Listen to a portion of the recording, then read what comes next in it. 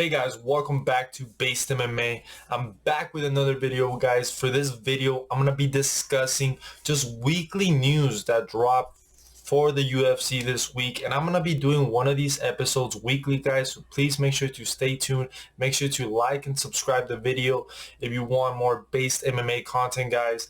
And there's actually quite a couple of things to cover, guys. So let's start off this episode. Starting off with the first news of this episode, guys, it seems like the UFC is going back to China and they're planning to make a UFC fight card for December, guys, which I think is absolutely incredible, guys. I honestly did not think that the UFC was going to go back to China this soon. I personally thought they were maybe going to make an event early next year, maybe sometime, mid 2024. But it seems like there's a rumor out there that UFC China is going to be this December, guys, which I think is absolutely incredible. And even though no huge matchups have been announced, there are some rumors out there of potential matchups that might be taking place on that card, guys. So let's talk about some potential matchups that might be taking place on that card. Well, for one, if you guys not aware, we do have a Chinese champion in the women's strawweight division, and that's Wei Lee, who just defended her title a couple of weeks ago against Amanda Lemos, where she absolutely dominated and destroyed, guys. I'm pretty sure Wei Lee didn't really take much damage from that fight, so I expect her to make not a fast turnaround, but a good turnaround to fight at UFC China against Nan, which is the fight that should have taken place before that Amanda Lemos fight. I think that's the fight that we really want to see. I think it's a very competitive fight.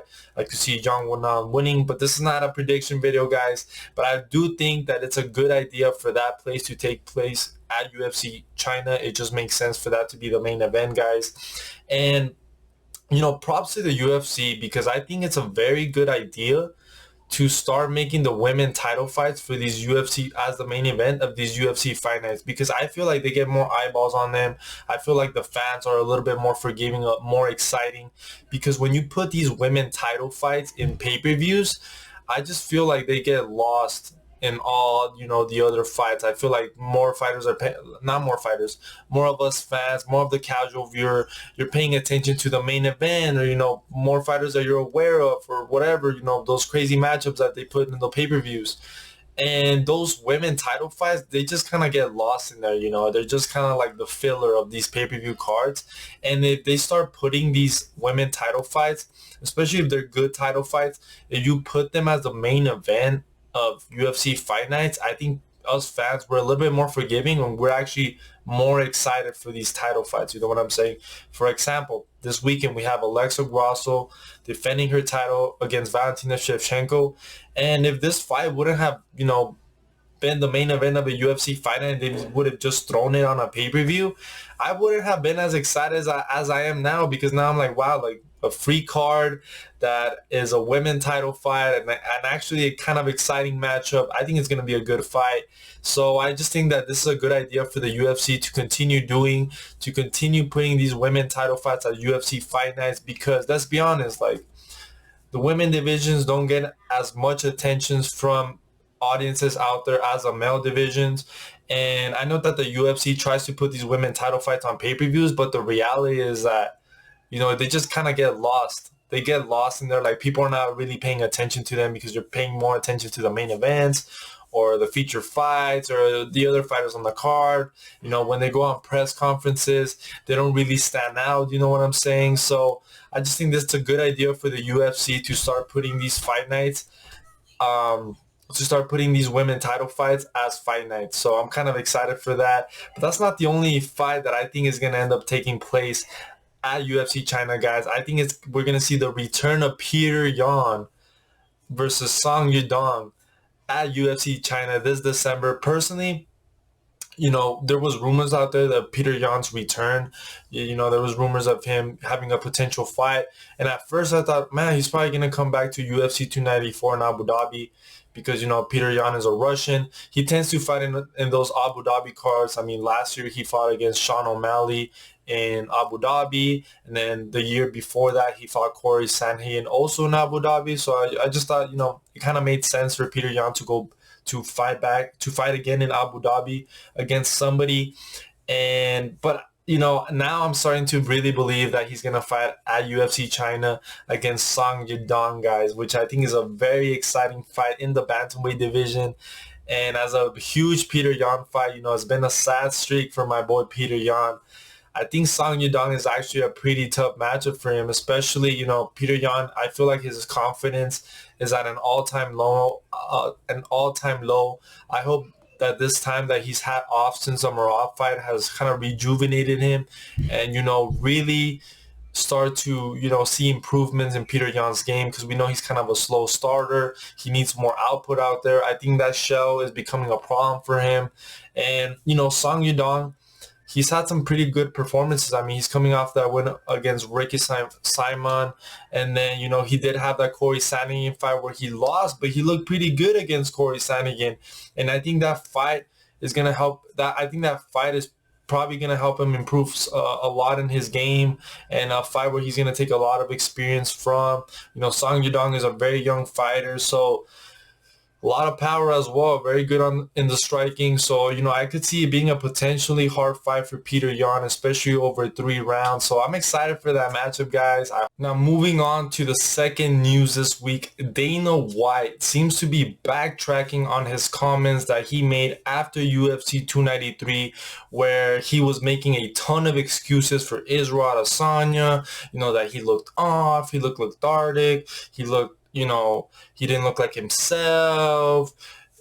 Bunch of excuses for Israel Adesanya, which was really pathetic to see the CEO of the UFC, be, pretty much be incredibly biased and not give any credit to Sean Strickland. He didn't come out and say, Sean Strickland fought well. Great game plan. He, shocked the world. He's better than we thought he was. No, instead he was making excuses for Adesanya. Oh, he didn't look dominant. No, Dana White, you need to realize that your little champ, your little poster boy hasn't looked dominant for a very, very long time. And I know Israel Adesanya was coming off that knockout over Alex Pereira, but prior to that knockout, Alex Pereira was starting to get the better of Israel Adesanya, was really messing up Israel Adesanya's legs. And then if you go back prior to that, the Alex Pereira fight, the first Israel Adesanya and Alex Pereira fight was pretty close. You know what I'm saying? It was a pretty competitive fight that Israel Adesanya was winning, but Alex Pereira was still having moments and stuff like that. I believe Alex Pereira won the second round of that fight. And then prior to that, he had a pretty lackluster performance over Jared Cannonier, if you want to call that dominance. And then the second Robert Whittaker match, where a lot of people thought he lost 3 rounds to 2. You know what I'm saying? So it's not like Israel Adesanya has been this dominant force. He's not Volkanovski, where he's just destroying these guys. He's just point fighting and being very dominant at point fighting. That Marvin Vettori rematch was also pretty close, even though he pretty much won every single round. Like every single round, it was pretty close. It wasn't like Israel Adesanya was dominantly winning. So I think Dana White needs to go back and actually watch some tape of Israel Adesanya instead of just seeing all these highlights of Israel Adesanya thinking, man, this guy's so good. He's so dominant. Look at all these knockouts. So, but I'm glad that the pressure is getting to Dana White, man, because he seemed kind of bothered by the fact that people were calling him out after his comments at UFC 293. And so I'm kind of happy that, we're starting to get to him and that he's going to end up doing the right thing, which is Dricus du Plessis versus Sean Strickland for the title. And then I think Israel Adesanya should fight the winner of Costa versus Chimaev. I think that fight just kind of makes more sense. And as for Jared Cannonier, I think he should fight Robert Whittaker for the rematch. I thought their fight was pretty close, so it just kind of makes sense to make Jared Cannonier and Robert Whittaker run it back, in my opinion, guys. But anyway, let's move on to the third news of the week.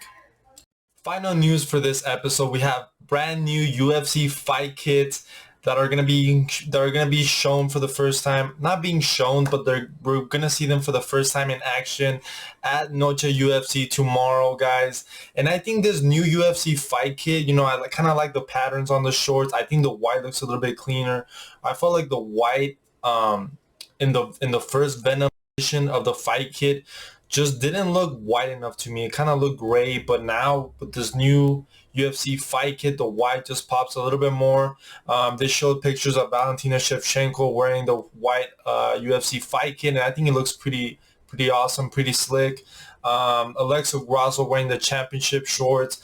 I just kind of like that new design a little bit more because I feel like that Venom design was just a little bit too plain. So I'm kind of glad that they kind of updated the new UFC fight kits. And we kind of got a tease of that in the UFC 5 reveal trailer that we got last week. And I could tell, I was like, man, those shorts look a little different.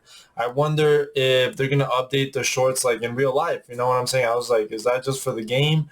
Or is that actually going to be for real life? And it seems like, yeah, like, they're re-updating the new UFC fight kits, guys. Let me know down in the comments below what you think of the new UFC fight kits. Let me know what you think of the UFC going back to China. What are some potential matchups we could see there?